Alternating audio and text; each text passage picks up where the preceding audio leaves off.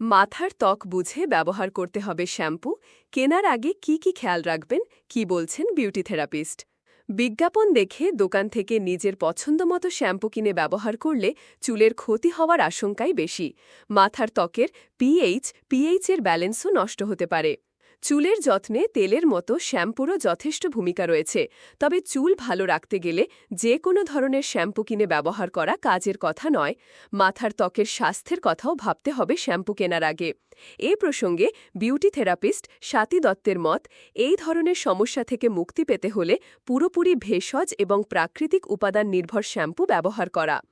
বিজ্ঞাপন দেখে দোকান থেকে নিজের পছন্দমতো শ্যাম্পু কিনে ব্যবহার করলে চুলের ক্ষতি হওয়ার আশঙ্কাই বেশি।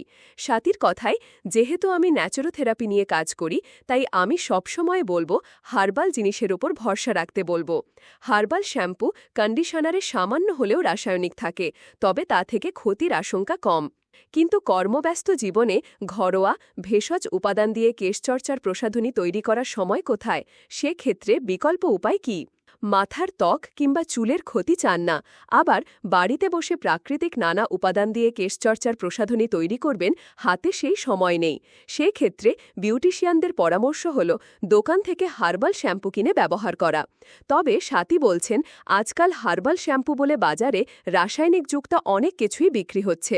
সেগুলি ব্যবহার করলে উল্টে মাথার ত্বকের পিএইচ ব্যালেন্স নষ্ট হতে পারে।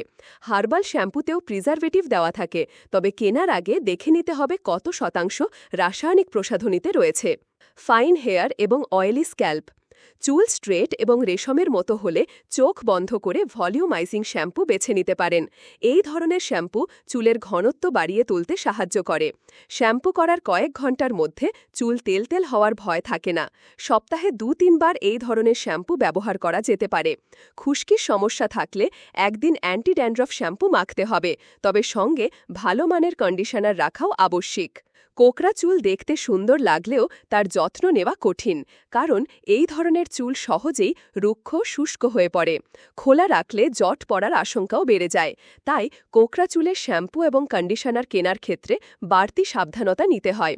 বিউটিশিয়ানদের মতে, কার্লি হেয়ারের যত্নে অয়েল ইনফিউজড শ্যাম্পু এবং কন্ডিশনার ব্যবহার করাই শ্রেয়। নর্মাল হেয়ার এবং অয়েলি স্ক্যাল্প।